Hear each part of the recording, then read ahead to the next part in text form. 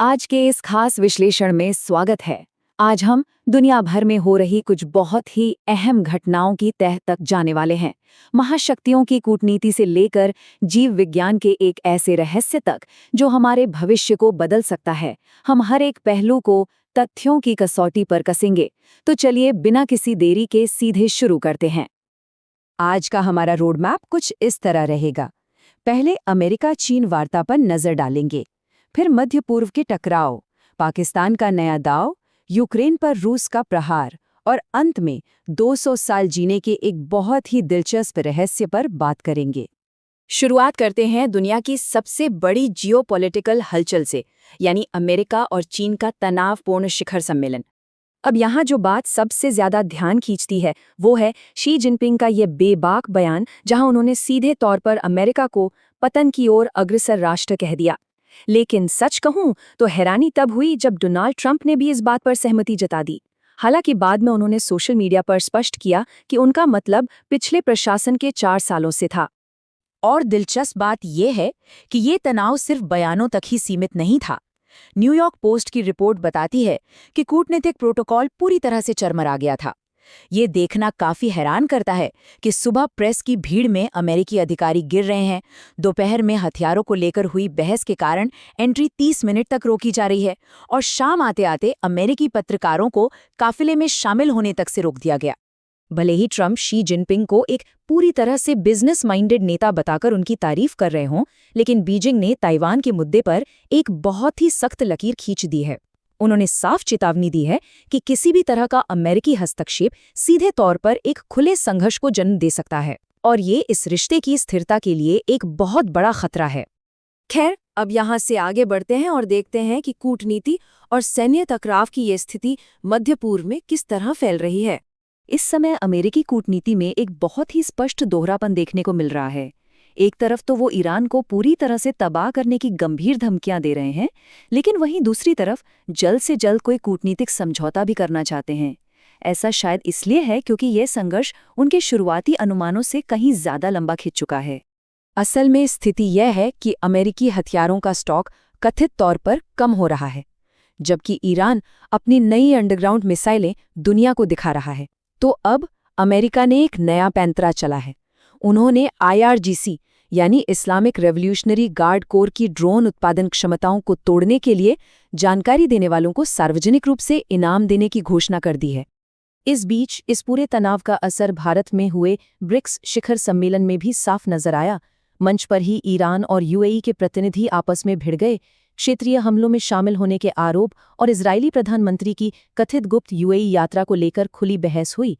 यह स्पष्ट रूप से दिखाता है कि इस क्षेत्र में कूटनीतिक दरारें अब कितनी गहरी हो चुकी हैं। अब चलते हैं दक्षिण एशिया की तरफ, जहां पाकिस्तान रूस और वैश्विक व्यापार नेटवर्क को लेकर एक बहुत बड़ी रणनीतिक शतरंज बिछाई जा रही है। इस पूरे मामले के गंभीरता को समझने के लिए हमें पहले INSTC को समझना होगा। ये 7,200 किलोमीटर लंबा एक विशाल ट्रेड कॉरिडोर है, जिसे खास तौर से पाकिस्तान को बाईपास करके भारत को सीधे मध्य एशिया और यूरोप से जोड़ने के लिए बनाया गया है। लेकिन अब कहानी में एक बड़ा ट्विस्ट आया है।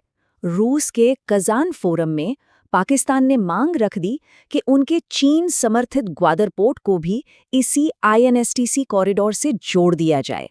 ये एक बहुत ही सोची समझी चाल है। अगर ऐसा होता है तो भारत का रणनीतिक फायदा पूरी तरह खत्म हो जाएगा और इन विरोधी व्यापार मार्गों के मिलने से पूरे क्षेत्र की सुरक्षा का समीकरण बदल जाएगा। और ये 30 से 40% का जो आंकड़ा है ना, ये अपने आप में बहुत कुछ कहता है। दरअसल INSTC के जरिए माल ढुलाई के खर्च और समय में इतनी ही भारी कमी आती है। ये बिल्कुल साफ करता है कि पाकिस्तान अपने आर्थिक अस्तित्व को बचाने के लिए इस नेटवर्क का हिस्सा क्यों बनना चाहता है। चलिए अब कूटनीतिक दांव-पेचों से बाहर निकलते हैं और पूर्वी यूरोप में चल रहे युद्ध की खौफनाक सच्चाई पर नजर डालते हैं। 1500 से भी ज्यादा, ये विशाल आंकड़ा दिखाता है कि सिर्फ 24 घंटे के अंदर रूस ने कीव पर कितने ड्रोन और मिसाइल दागे हैं। इस एक भयानक हमले ने विक्ट्री डे के उस अस्थायी युद्ध विराम के परखच्चे उड़ा दिए जिसकी उम्मीद की जा रही थी। अगर हम इस हमले के आंकड़ों को डिकोड करें तो साफ पता चलता है कि उनका मुख्य निशाना यूक्रेन की एयर डिफेंस और पावर ग्रिड को तबाह करना था। 180 से ज़्यादा जगहों को निशाना बनाया गया, कई लोगों की जान गई और सबसे चिंताजनक बात ये रही कि संयुक्त राष्ट्र की स्पष्ट रूप से चिन्हित मानवीय गाड़ियों को भी इस हमले में नहीं बख्शा गया। 2 दिनों के अंदर 1560 से ज़्यादा ड्रोन हमले हुए। बुनियादी ढांचा पूरी तरह तबाह है और नागरिक अभी भी मलबे के नीचे फंसे हुए हैं। इस पूरे संघर्ष के अब तक के सबसे बड़े हमले के बाद यूक्रेन अब बेहद हताश है और उसने सीधे तौर पर वॉशिंगटन और बीजिंग से तुरंत हस्तक्षेप करने की अपील की है। इतनी भारी और तनावपूर्ण भू राजनीतिक खबरों के बाद आइए थोड़ा गहरी सांस लेते हैं और मरीन बायोलॉजी की एक ऐसी हैरानअंगेज खोज की ओर चलते हैं जो शायद मानव इतिहास को ही बदल कर रख दे। तो एक पल के लिए इस विचार पर गौर करते हैं कि क्या ऐसा मुमकिन है कि इंसान 200 साल तक जिए और उसे उम्र से जुड़ी कोई बीमारी भी ना हो। ये दिलचस्प विचार आया है बोहेड व्हेल के असाधारण जीवन काल से, एक ऐसा जीव जो हमारी समझ के परे उम्र बढ़ने की पूरी प्रक्रिया को ही मात दे देता है। यूनिवर्सिटी ऑफ रोचेस्टर के रिसर्चर्स ने आखिर इस रहस्य को सुलझा लिया है। उन्होंने CIRBP नाम के एक प्रोटीन को खोज निकाला है। ये प्रोटीन इन आर्कटिक व्हेल्स के शरीर में इंसानों के मुकाबले 100 गुना ज्यादा पाया जाता है और सच कहूं तो ये शरीर के लिए एक मास्टर जैविक मैकेनिक की तरह काम करता है। और ये काम कैसे करता है ये समझना और भी ज्यादा दिलचस्प है। जब वैज्ञानिकों ने लैब के अंदर इस व्हेल प्रोटीन को इंसान की कोशिकाओं और फलों की मक्खियों में डाला तो नतीजे चौंकाने वाले थे।